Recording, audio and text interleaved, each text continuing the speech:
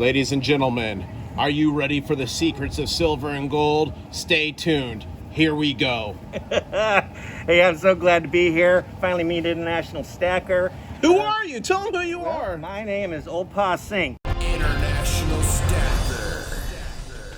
Almost religiously. Old Pa Sink, you're saying you watch the channel religiously.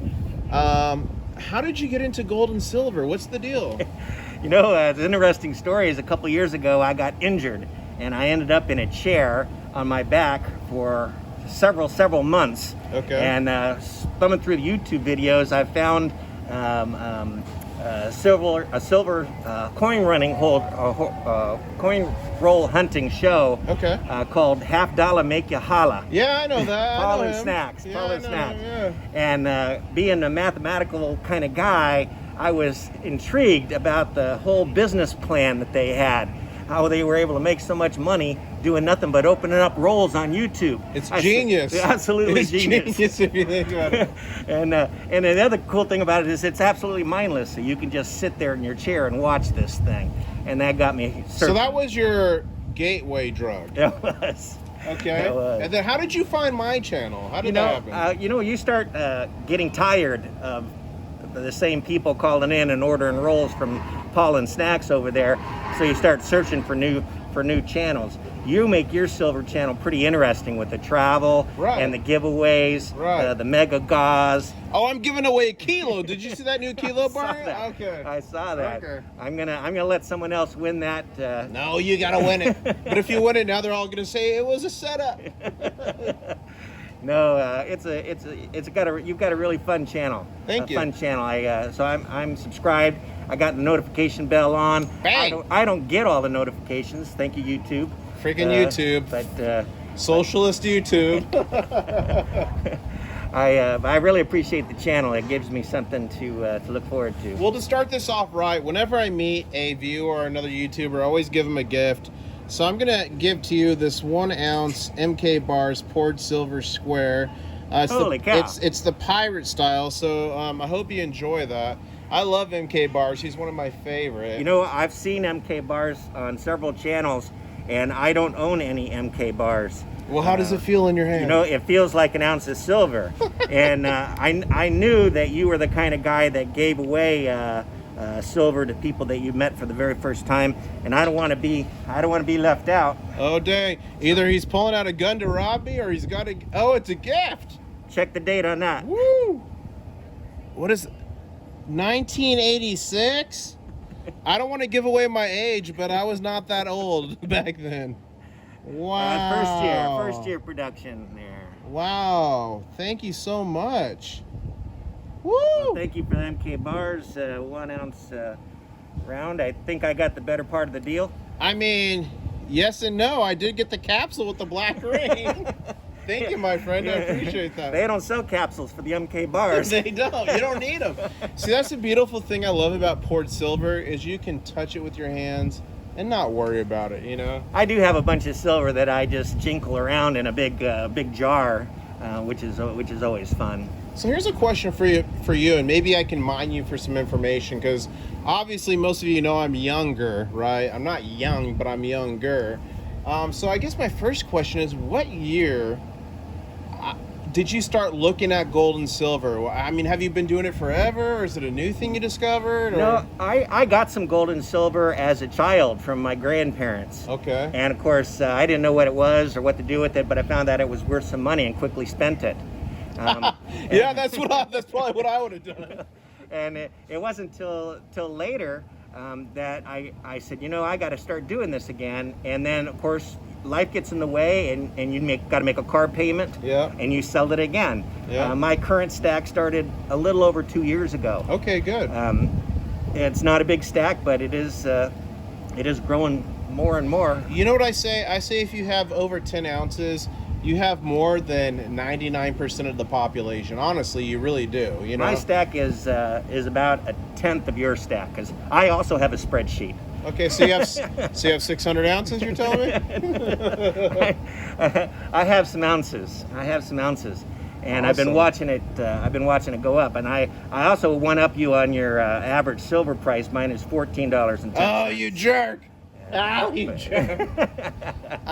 So do you remember, and I'm not trying to date you or assume your age, I'm not an age assumer.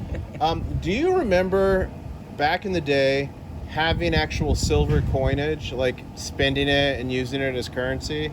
No, I was born after that time. Okay. I can tell you that. I was born after that time. There were still some coinage that was made in silver up until 1964 for 90%. Right. And then 1970 for the 40 percenters. But most people knew what that was, and they were so rare they were taken out of circulation. So they were taking it even at that time. Right. Even up in Canada, the non-silver half dollars are taken out. It's like a novelty to see them, so you grab them. Did you ever see a mercury dime in circulation? Yeah. Oh my gosh! I've never seen that. That's like my dream. I wish I'd have brought my my list, but I have about $340 in face value, 90% and 40% silver. Okay. And almost all of that I got out of circulation. And Awesome. there are mercury dimes in there. That's my favorite design. I think besides the Morgan, mercury dimes are probably my favorite design. I like them. I'm more partial to Benjamin Franklin half dollars. I do like the Franklins, and he got shorted, by the way. You know that, right? No, tell me this story. No. Well, when Kennedy was assassinated, they shifted it to Kennedy. It was going to continue to be Franklin for the foreseeable future. Yeah. So that was in let me think here. 64 was the first one. Yeah, so that was in 1964. They switched it over. And then it continued all the way up into the 40 percenters till 1970. But that was intended to be Franklin. So because Kennedy was shot, they switched over. So that's an interesting story there. I wonder if any of those people from the Mint punched a couple of 90% Franklin 64s before they switched the dies out. I'm sure they did all kinds of stuff. I mean, I would have. That's the kind of stuff, if you work for the Mint, you got to wait a couple generations to get to people. You can't tell the story. You're like, here you go. Here's like 15 errors I made on purpose. Enjoy.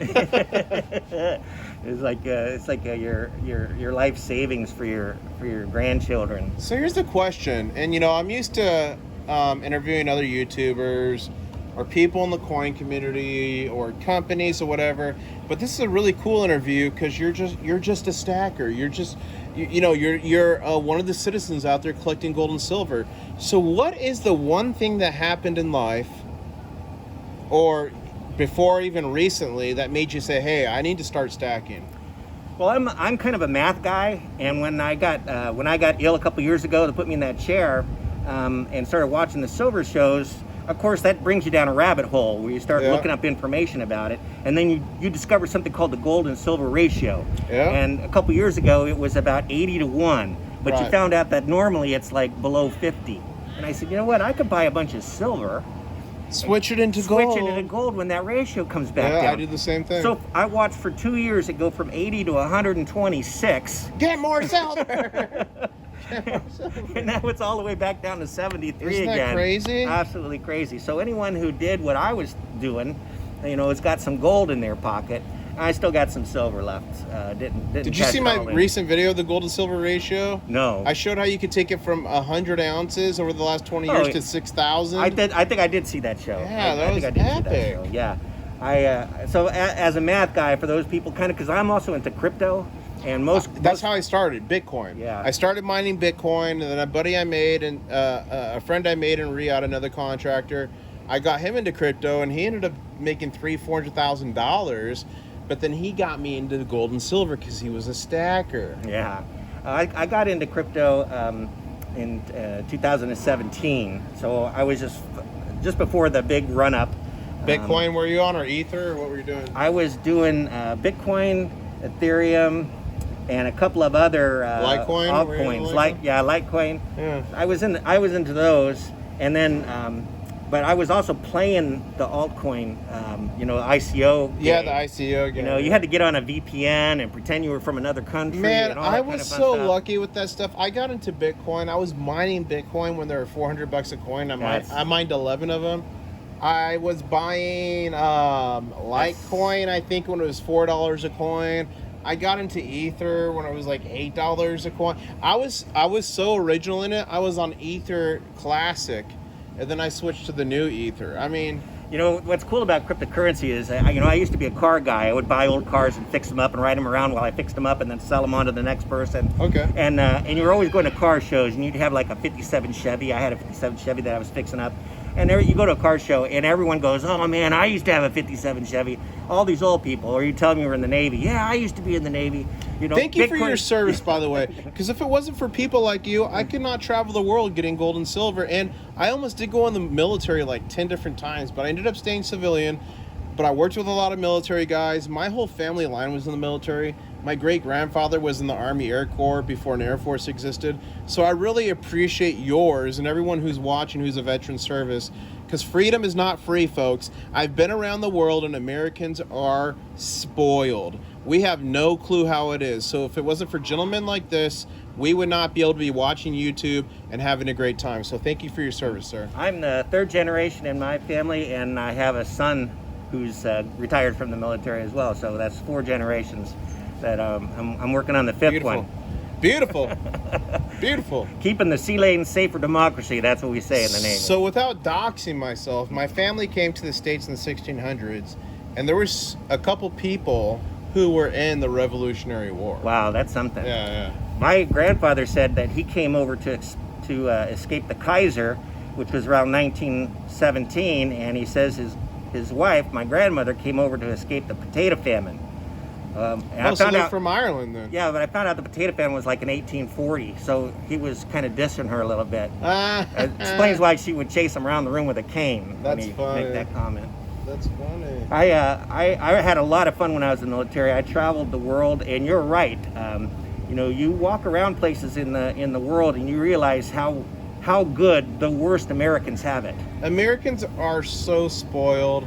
Like I see everything going on now and people protesting. They have no clue how the rest of the world lives, how quickly things could go wrong. I mean, it was not that long ago to where you would have a battle, 100,000 people would die, they would roll into the town, kill everybody, and take the rest as slaves. It wasn't that long ago that would happen, so. Yeah, you learn a lot of history, other countries' histories, because you go there and have a drink with somebody from that country. I think we're about to get kicked out of here. Yeah, we've been closed for 15 minutes now, guys. Sorry. Okay. 15 minutes? Yeah, so we gotta clear out, okay? Okay. But my grandfather owns this place. Does he? No, I'm kidding. Either way, he has to go. So what were you saying as we walk and talk? I forgot already. I think we're talking about the Navy. We're talking about, oh yeah, Americans are spoiled. Yeah, you'll find if you travel more that when I was in the military and I was traveling, I got off and walked around some places that I wouldn't even get off the bus if I was in the United States. Oh, because yeah. I feel like I was shielded by this American citizenship armor, and it's really a different feeling, and everyone around you knows it, and they can feel that you're backed by the most powerful country in the world. Yep, just because your passport color. Yep. But then you come here and you get these whiny little people who have never traveled outside their little town. They have no clue. Usually their little city or their big city, and they think they know how the world works. All right, so we're at location number 2. We've been kicked out. They didn't believe me that my grandfather owned this place. The audacity. So you're talking about traveling the world, having the full weight of America behind you with the passport. It really feels good. It really feels good, and a lot of people come to the United States from other countries, citizens of other countries, and they feel safe here, but for a completely different reason. Yep. For a completely different reason, because they know that they'll be protected, and we have laws that will protect them, where they don't have that same protections. Oh, you mean like they're not going to go to prison for their beliefs? That's right. Meanwhile, we've got Americans that are so... You know what did it for me? I was in the Middle East during the Arab Spring, and what did it for me is like people were struggling to get a handful of rice to feed their family, right? And when I flew back to LAX, there was a bunch of people protesting that everyone should be a vegan. Now, do you want to be a vegan? Cool, that's fine. That's your freedom. That's your choice to be it. But vegan is one of the most expensive lifestyles there is, and they were protesting that everyone in the world should be a vegan. Meanwhile, these families were struggling to get a handful of rice to feed their children, and that's what did it for me. Yeah, it's they don't call us first. Okay, we'll shut this down and we'll go. Go ahead. they don't call us the first world for no reason at all. You know, we have privilege that other countries don't have. Yeah, you want to talk about privilege? We do, and let's use our privilege. And we're getting kicked out again. Let's go out to here and let's continue this conversation. Are you ready? I'm ready. This is the third time we've been kicked out. So I'm gonna follow you, and let's keep talking here.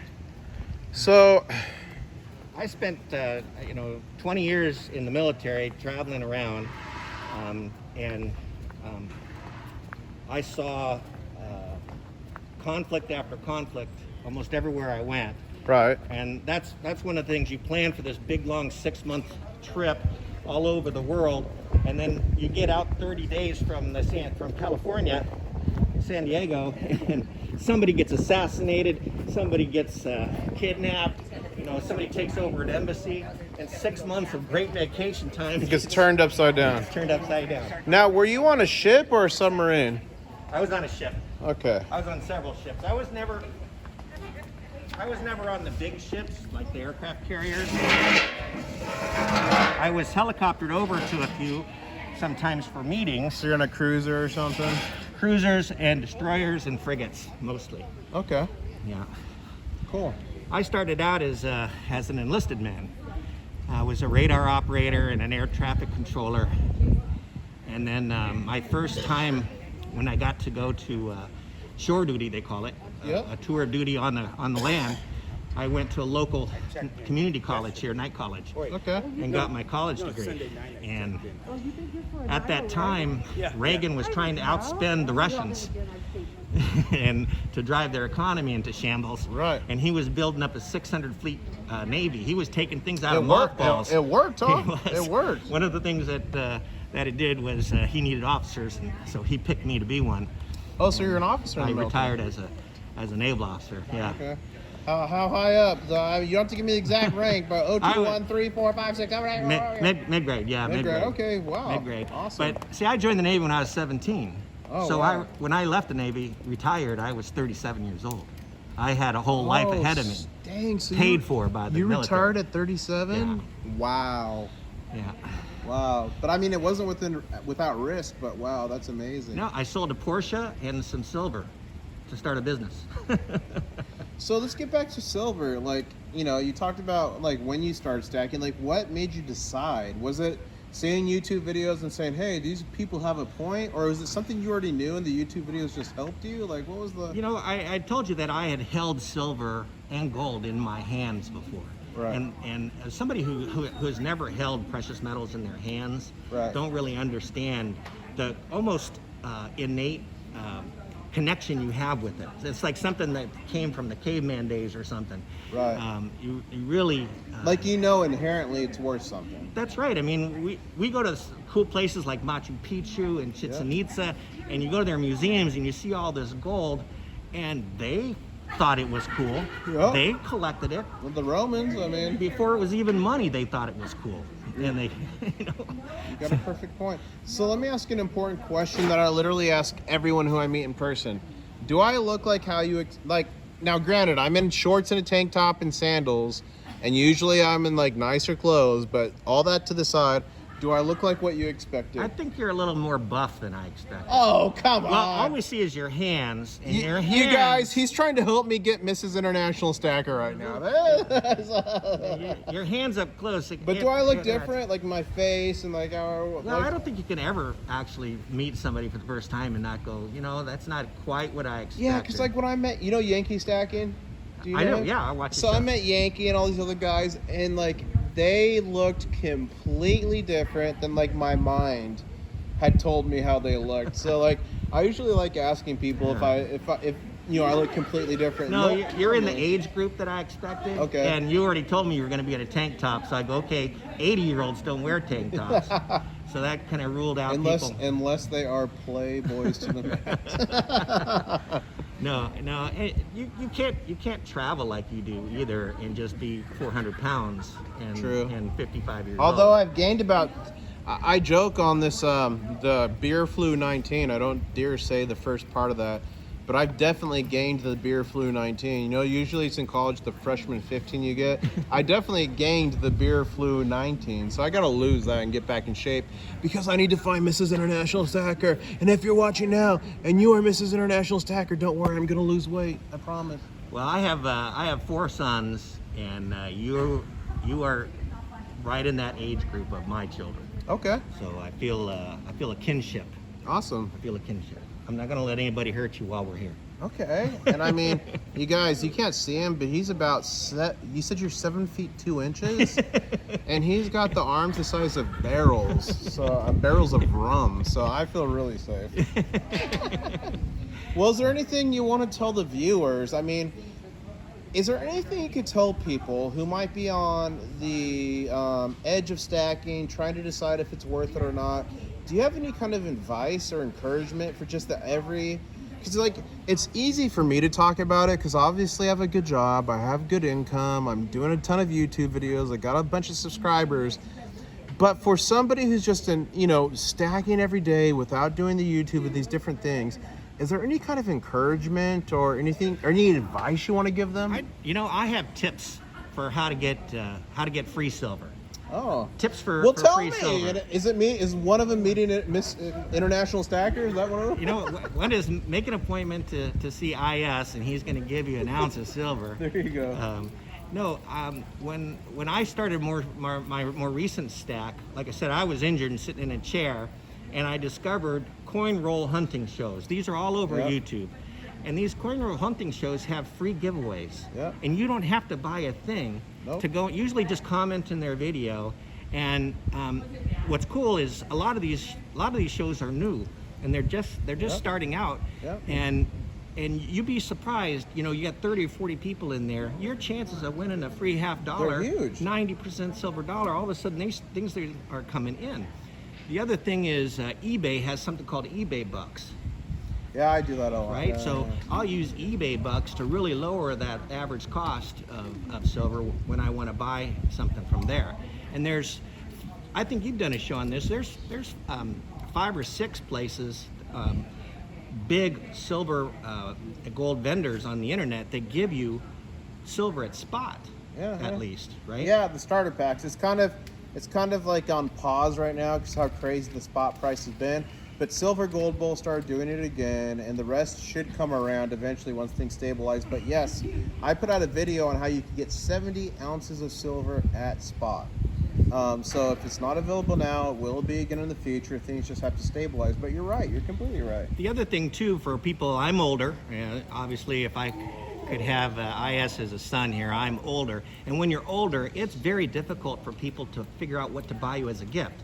Chances are you already have anything that you want. Right. So what I tell them is, if you can't think of something to buy me that you think would be special and unique to me, then please buy me an American Silver Eagle.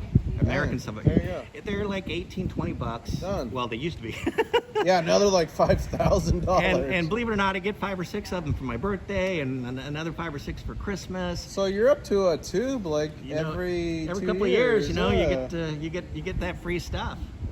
That's cool. No, that is a good point. That's super wicked. And I'm known as the uncle who gives like the silver coins to my nieces and nephews. You got to have a great reputation. And I've taught them all about it. And I have some videos where I have the little stackers in it. I don't know if you've seen those, but we got Joy Stacker and Baby Stacker and all these little stackers. And like my niece came to me the other day and said, I had a dream a chunk of gold fell from the sky and you got it. So like I've totally exposed them to it. But that reminds me of the next thing that's important, guys. Gold and silver have thousands of years of history because it's been passed on. So make sure you educate your kids or your nephews or nieces on the importance of gold and silver and how it has thousands of years of monetary history, so they aren't just like lulled away into, oh, credit and oh this and oh that, because really that's the biggest lie that's been told to all of humankind, especially our generation, my generation, is, oh, you want credit, you want this and that. No, you want real currency, gold and silver, that's going to protect you. The powers that be want you in debt, want you paying money, want you paying interest. They don't want you to be free. And especially my generation who got screwed with student loans because the government took that over and guaranteed it is like the biggest robbery I see of my generation. You know, you're like, oh, this generation, they're all living in their parents' basement still. Well, yeah, because they got sacked with $80,000 to $100,000 of student loans. Like my dad, when he went to college, he told me he used to pay like $100 a semester, something dumb. So like when the government took that over, so here's my point. My point's not go to college or this or that. My point is teach the importance of real money, which is gold and silver, and how that's different than fiat currency, which is only worth something because people believe it is. And I recently just did an interview with a gentleman who lived through the economic apocalypse that happened in Argentina in 2001. And ladies and gentlemen, that can happen to us. You need to be prepared. Yeah, when you talk to people that stack, at least in my circle, when I talk to people who actually save gold and silver, they do it for a purpose, but almost all of them understand economics and the failure that is the fiat money supply. And you find that you have something in common with people who are into cryptocurrencies, because almost all of those have the same feelings. And what did I tell you before this video? I started in crypto, and it was the same thing. People not, so like maybe the younger generation now is saying the same thing people in gold and silver saw, that, you know, the current currency is not limited. The thing with Bitcoin is it's limited. There's only 22 million of them. Now, me personally, I moved from Bitcoin into gold and silver because of the history. It's actually physical. And then I know the whole argument, well, Bitcoin's physical because you can do it in cold storage and you can print the address. I know that whole thing. I know that. I was into crypto super heavy. I had my own mines. Yeah, you were there early. I had my own mines. I was in there when I was early. But I switched a lot of that to physical gold and silver, thousands of years of history. It's tangible. It can't be deleted. The whole internet can crash and I can still buy things and transact. You know what I mean? Yeah. It's really cool that that these are two different communities. One is a physical commodity that's been around for, I mean, just tens of thousands of years, being traded and admired, with something that's only been around for 11 years.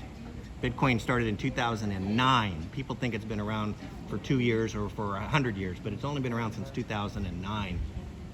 And those two things, they both are you know, they're becoming, the cryptocurrency is becoming a store of value like gold and silver are. Well, I think this has been a great conversation. And my pa sink, is it Old pa. Old pa sink. Old pa is the way you say like grandpa in the Yeah, Eastern no, Europe. I get it.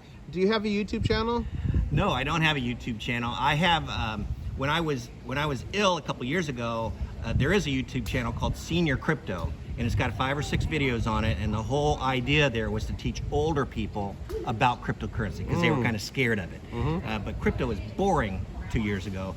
It wasn't going anywhere. But if you have old people listening to this, go to Senior Crypto, just YouTube /Senior Crypto, and watch 5 or 6 videos, help you understand it. Are you gonna maybe revive that channel or make a new one about gold and silver, or are you just kind of playing it by ear? You know, something I learned, just didn't get any views on that. There aren't any old people in crypto like I am. There you go.